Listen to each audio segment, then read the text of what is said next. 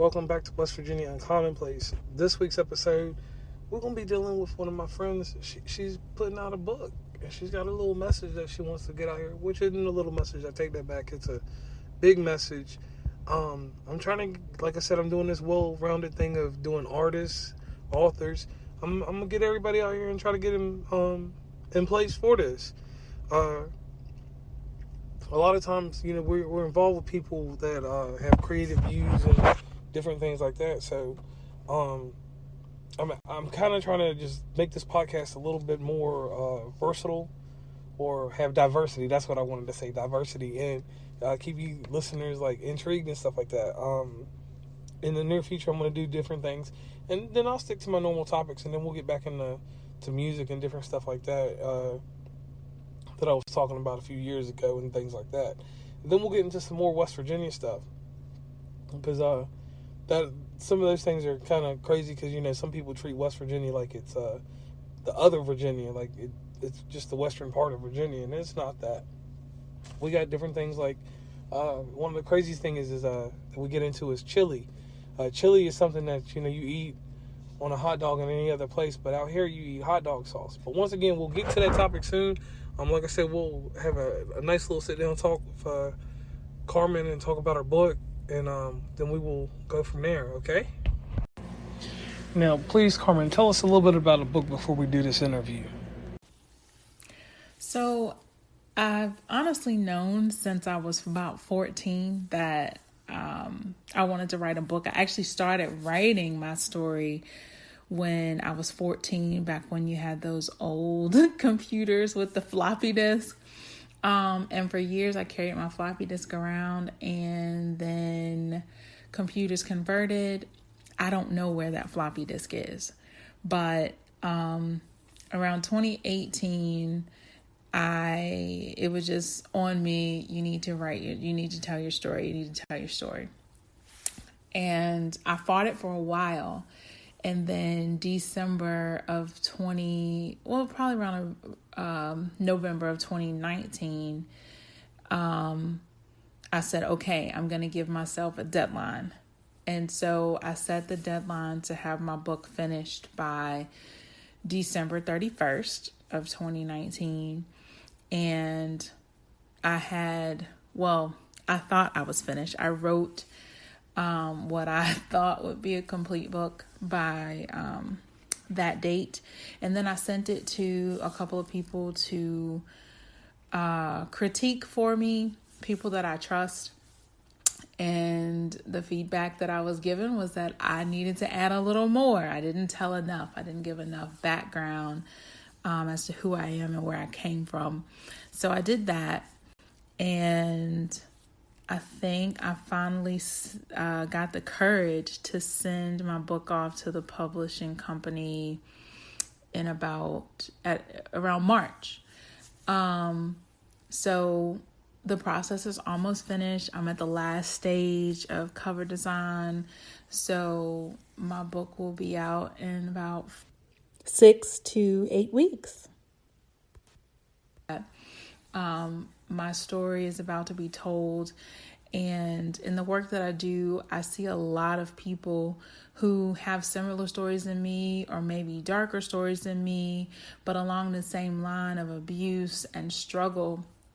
And I just want to share with people how I made it out. It doesn't mean that it'll exactly work that way for them, but if I could just shine a little hope into someone's life to show that someone did make it out, and that you don't always have to struggle for the rest of your life. And just because you encountered this abuse, you encountered these treacherous events throughout your life, it doesn't have to define what your future is going to look like. So that is my wish. That is my purpose, to give other people hope and to help other people heal. Welcome to West Virginia Uncommonplace. Today's guest will be Carmen Haskins. How are you doing? I'm well. I hope you are. Doing very well myself. Okay, so you're on the show today because you have a gem, which is a book that you are writing or have completed. We're going to put it tentatively on that. Could you tell us the title of the book and a little bit about yourself before we get into the book? The book is entitled Come Out of the Darkness. Sorry. The book is entitled Secrets Kill, Come Out of the Darkness. Okay, so let me ask you something real quick about this title. This title of this book, before we get in depth into anything you're about to tell me in this interview today, where did that title come from? It comes from the fact that when you are certain secrets are just not worth keeping, and they do literally can kill you from the inside out. And so come out of the darkness is another way of saying, like, tell your truth, let it go. Okay. All right, so now let's get a little bit of background on you, where you're from, and how things came about to you writing a book. Well, I am from a little town called Rustburg in Virginia. Both of our hometowns. Yes. And my childhood, it wasn't all bad, but I've had experienced some abuse, some trauma. Around age 9, I was abused by a family member, and I kept that secret. They kind of tricked me or coached me into keeping the secret. And I didn't tell anyone. I didn't tell my parents what happened until I was in my 20s, early 20s. So from 9 all the way to about 22, I kept this secret, and it ate away at me, and it just caused a lot of trouble in my life. So around age 14, I was like, oh my gosh, like my life is unbelievable right now. I should write a book. And I actually started writing it around age 15 when we had those computers with the floppy disk. Ah, old school. Yes. And so I started writing it, and I would carry my floppy disk around with me everywhere. And then somehow in the transition to college, I lost my floppy disk. And now I think I have a floppy disk that I randomly found, but I don't know how to convert it. So I started from scratch. Okay, so the process of writing this, like, when did you decide, like, one day, 2 years ago, 3 years ago, or whatever year it was? What year did you decide to start writing this, and how did you just start writing it? Did you just start jotting notes down? What'd you do? 2018, I went through a major life change, and I got separated. I was married and I got separated, and my life was just taking this like 180 turn. And I was like, okay, you need to, now's a good time to tell your story. It was just kept eating away at me. Like, you need to write this book. You need to write this book. And I couldn't sleep at night because it was like, you need to be writing. And when I say it, I'm speaking to my spirit, speaking of my spirit. So my spirit was like, you need to start writing. And so I kind of let it go. And then in around the end of October of 2018, I was like, fine, I will set a date and I will have the book completed by, I just threw a date out there. I was like, December 31st, I'll have it done. Of course, that didn't happen. I started on it, but I didn't really finish it until around June of 2019. Okay. And it was just, I would take some time, put on my classical music or jazz, something that didn't have words but would keep my brain moving.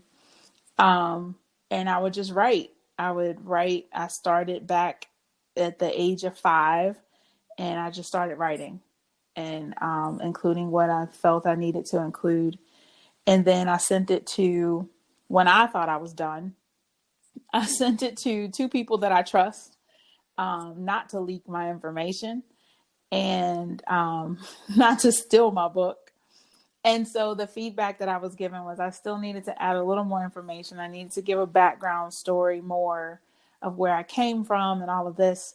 And so I added that. And one of those people is actually my cousin. And she wrote the forward for the book for me.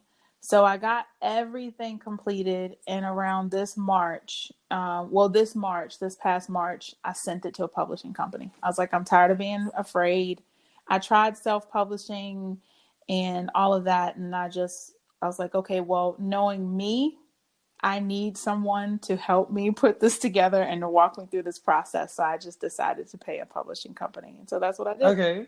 So that's what you did there. So paying the publishing company is going to get you the PR, the marketing. Yes. It's going to put my book on several different platforms. It can be digital or paper, printed format, and it'll be everywhere. Now, how many formats are you putting it in digitally wise? Are you putting it, obviously EPUB, and what else? Are you going to do like PDF, or it just varies on your company? It varies. I just know that as far as the platforms, it'll be like on Amazon, Barnes and Noble. I should have had that list all written down. Yeah, and obviously Apple Books will get it, yes, whatever they're. Yes. And then whatever Google's doing these days, because we're not Google fans out here. So, all right. So, not getting too in depth into this book. This book basically chronicles you, people that are associated with you.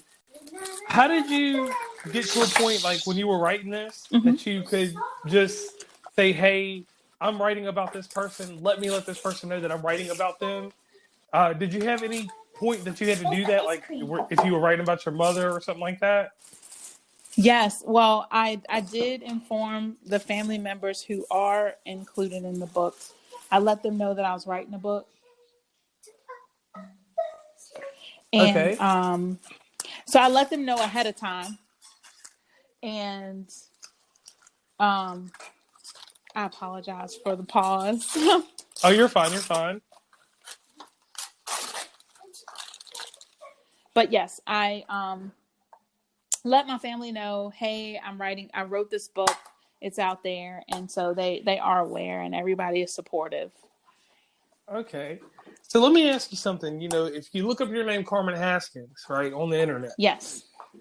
If I find a phrase that's from you, would a phrase from you read something like, I aspire to fulfill my destiny by any means necessary? Yes, that's one of them. Okay, where does that come from?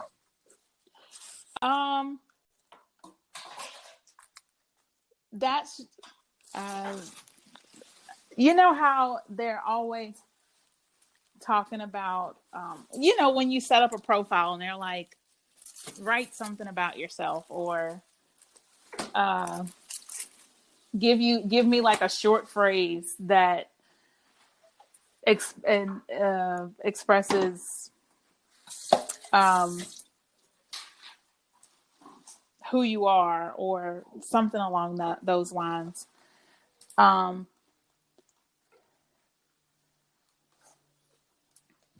So at that time, or that's really how I feel. Like, I know that I'm in charge of my destiny and whether I fulfill it or not. And so I'm determined to meet my destiny and to complete my path.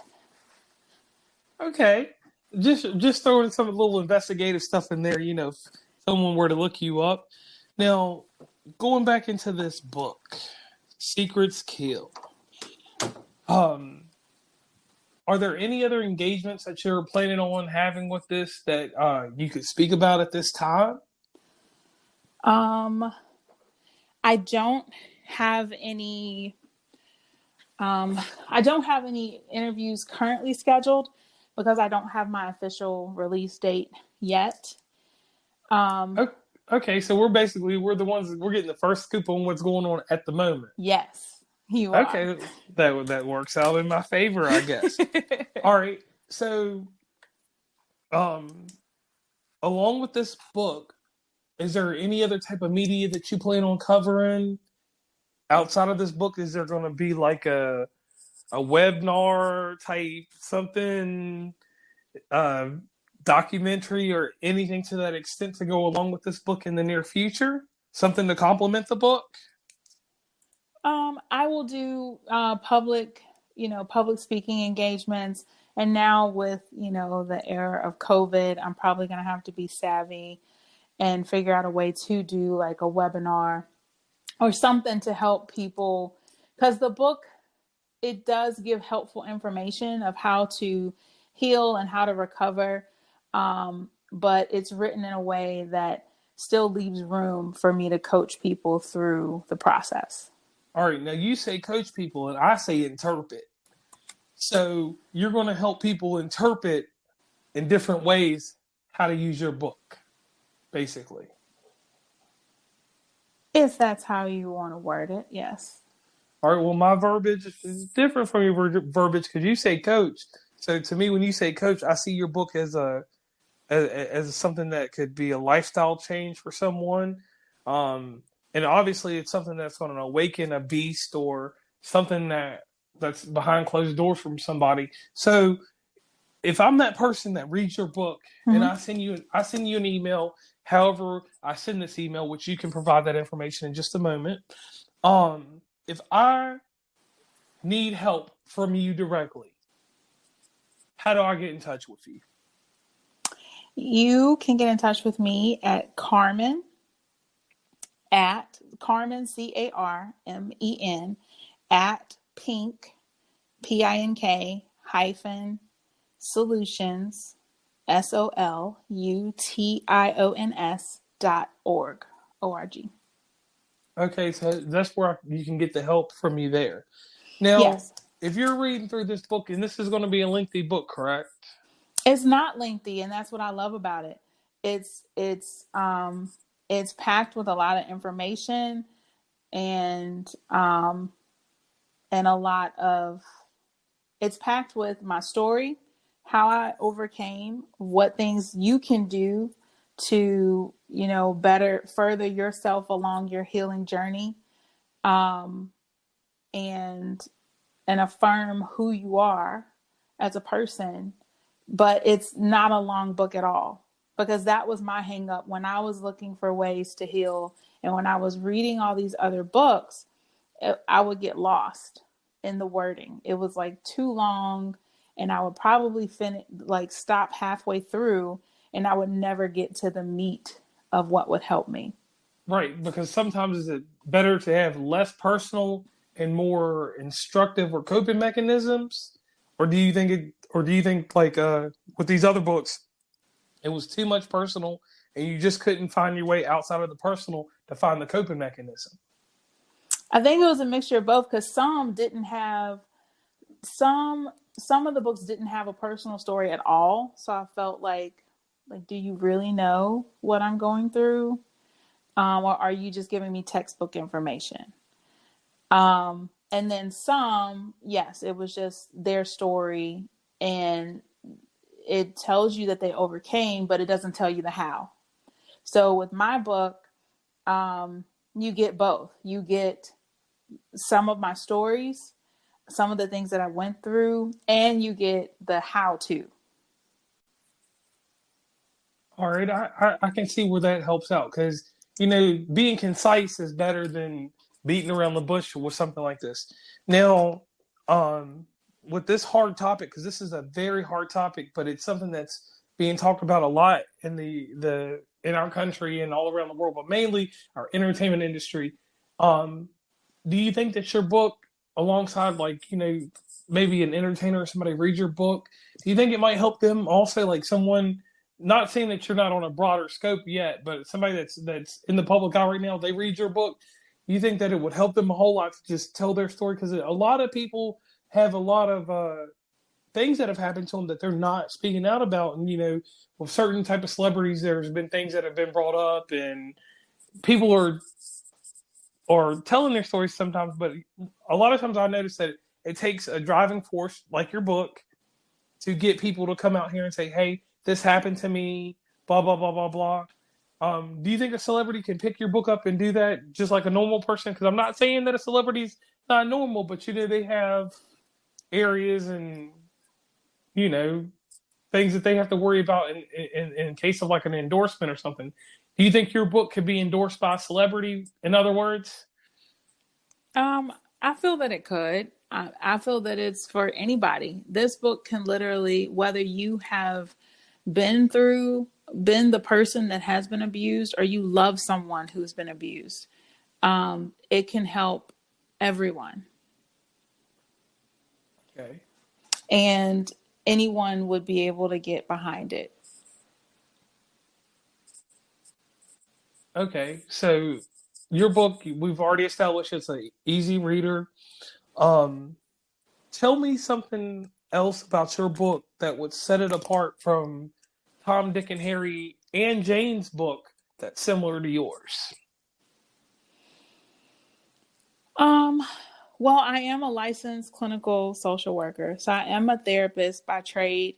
Um, I don't really compare myself to others, so I don't really know how to answer your question. But I can say that I have the clinical background and I have the actual life experience to go along with it. And a lot of times when people are looking for someone to help them, not only do they want someone who's professionally trained to help them, but they want to know that the person can understand their story or has been there at some point. And so I feel that I offer both of those things. I've been there, I've done it, I've been through it, and I'm professionally trained to help. Okay, so you answered that solid. Now, let's go into another bit of self help here that you can do for somebody through this podcast, actually. All right, I've had something traumatic happen to me.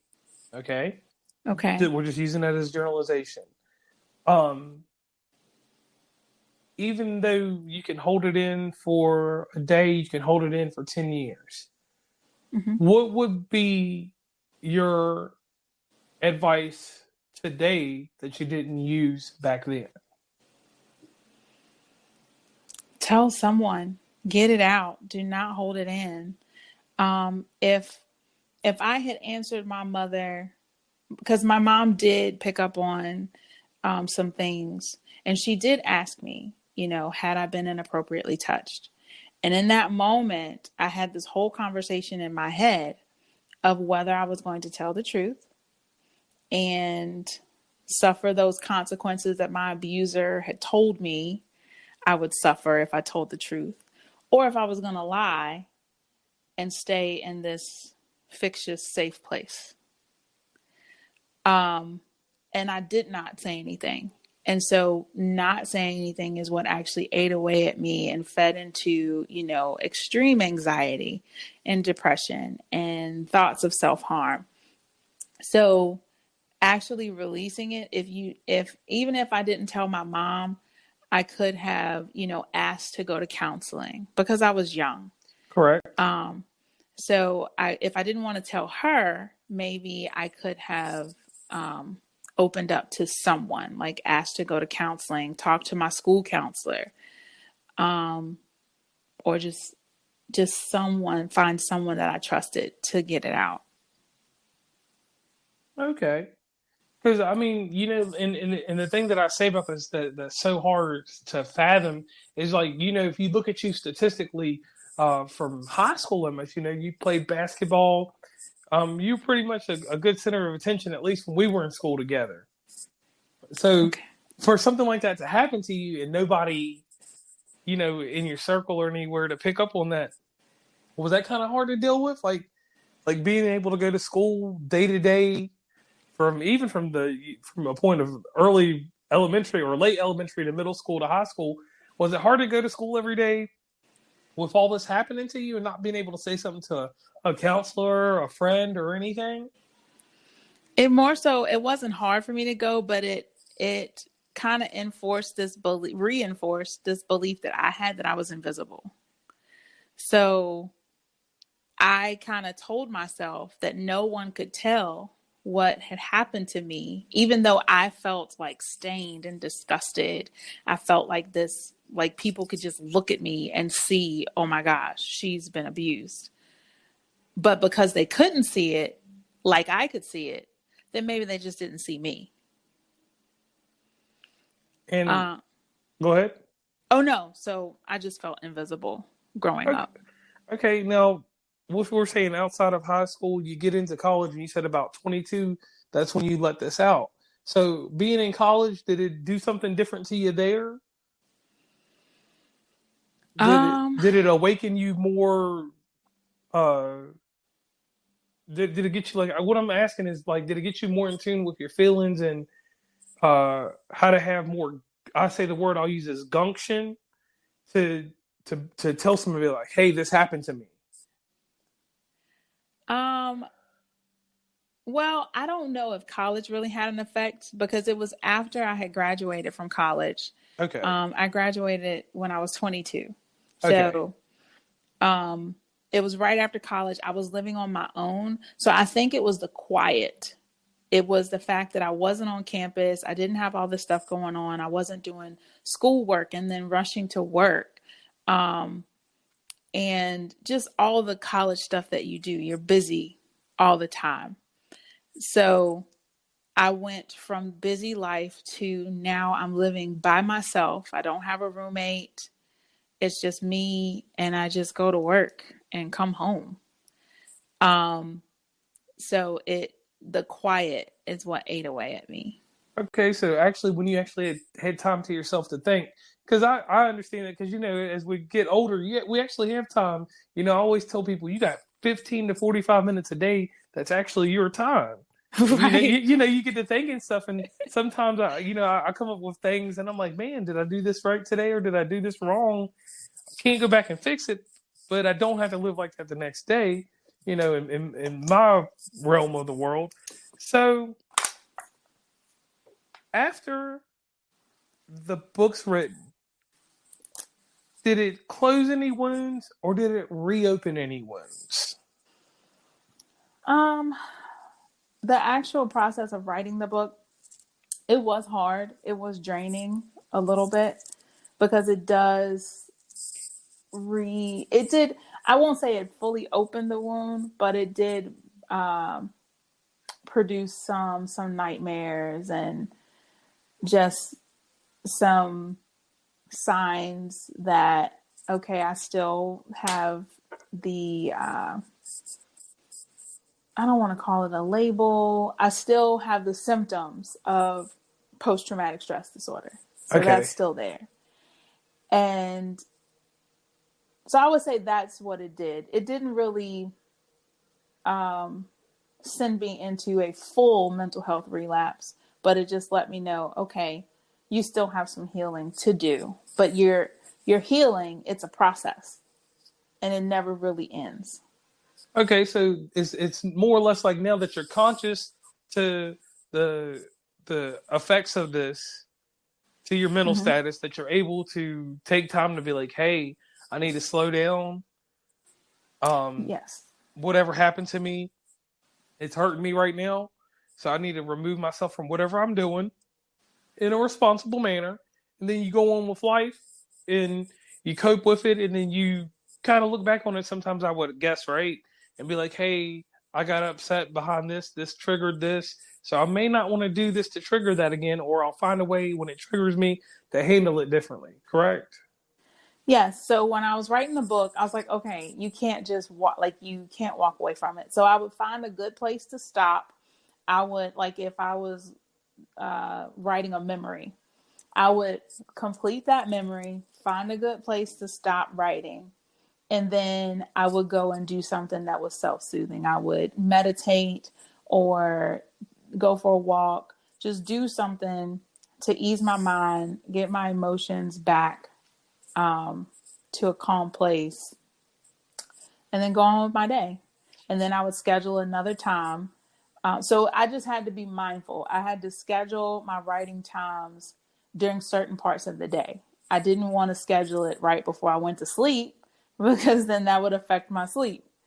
So I would do it during times of the day where I had cushion to take care of myself, practice self-care. Okay, and that's good. The thing that I liked about everything you said that right there is that, like it was kind of like you would rehash it in your writing, but you would do something to calm you down. But the one thing that you said that most people, and I'm guilty of this, I find things that distract me. You Mm-hmm. didn't, what you said there, you didn't find anything to distract you. You just found something to soothe the mood, and you kept on going. So like I could see there's that's a coping skill that you could pass along to even me, because I'll find a distraction. I Mm-hmm. Anything that has chocolate on it or ice cream can be my distraction for the moment, and Yeah. and like you said, you meditating and uh being prevalent in the thought that, hey, I can take care of myself without a distraction is awesome. Like, I have to say, I have to commend you on that. If I had a little clapping thing, I would clap right now for the simple fact that I don't think anybody really does that. Thank you. You know, so that's one thing there. You could go on. A little thing I do on this show that I do with everybody, doesn't matter if you're an author, a music guest, my cousin, or the random hillbilly from down the road. All right, everyone has to give me a secret for the whole world to know, something that nobody knows about you. Just something Ah. something random. It doesn't have to be that personal, but it could be something like you have a skill. Like I had one person tell me something crazy, like this guy can do an Rubik's cube in a minute. He can factor it back into place in a minute. That's interesting. That's a little wild. And then I had another guy. Right. I had another guy that's a singer that's shy. Like I'm like, you perform music, but you're shy.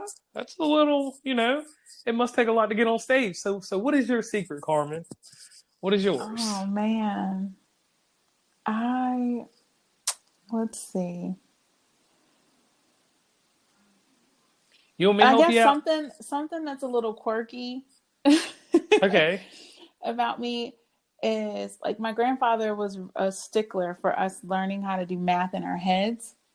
Okay. And my mom used to always go shopping. Oh gosh, it was like school shopping for us was a torturous all day event because my mom loves shopping for sales. So Oh. I learned I learned how to do.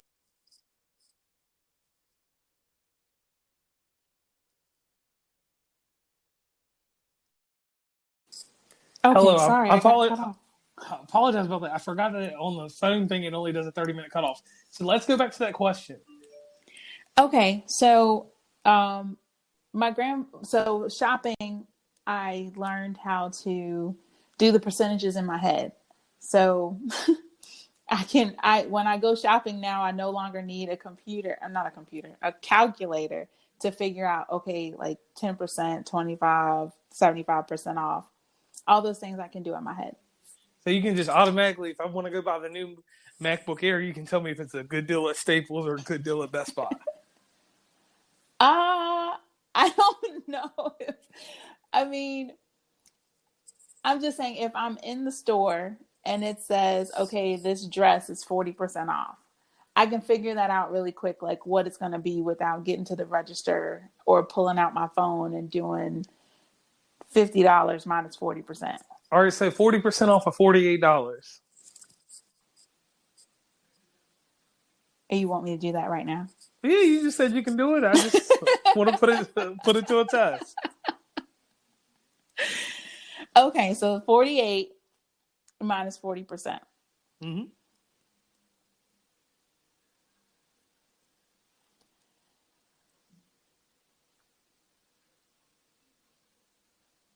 Now I'm nervous. I'm under pressure. but we won't worry about that right now. But if you were in the store, you could give that to me. I could. Okay. All right. Now, going forward a little bit more, a few things that I always ask everybody. During this COVID-19, what has COVID-19 opened your eyes to when it came to writing this book, interacting with people? what has COVID-19 taught you that you didn't do in the past? Oh, to take care of myself. Um, because I learned that I was so on the go and doing things for everybody else that I was running off of fumes. And I took very little time to take care of myself. Okay. All right. So another question that I want to include in this, your writing process, like this book sitting in published in limbo, because that's what we'll call it, because it was March and we're looking at September now. It's been in published in limbo. Um, what advice would you give to someone when they send their book off to get published by someone? Do you need to have good patience? What do you need to do in your spare time when you're waiting on the publisher to get the book back to you, to get the cover right, to do this, and that? What do you got to? What kind of mindset do you have to have? I would say you definitely do need patience, but also if you don't know something, to ask. Because I'm being a first time author, I had to remind the people that I'm working with at the publishing company, like, I don't know what you're looking for. I don't know what you're asking. So can you like break this down to someone who has never written a book before? Of course, if you're not a first time writer, you might know some of those terms or some of those things that they're asking you to do. I guess, for example, like when I had to when they were doing the editing phase, they put the book into lines, and I didn't know that I needed to respond to each line, that whether it needed corrections or not.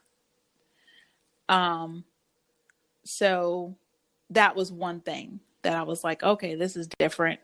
And it took a long time because, which it was helpful because you reread your book about 5 times before it actually gets to the cover part.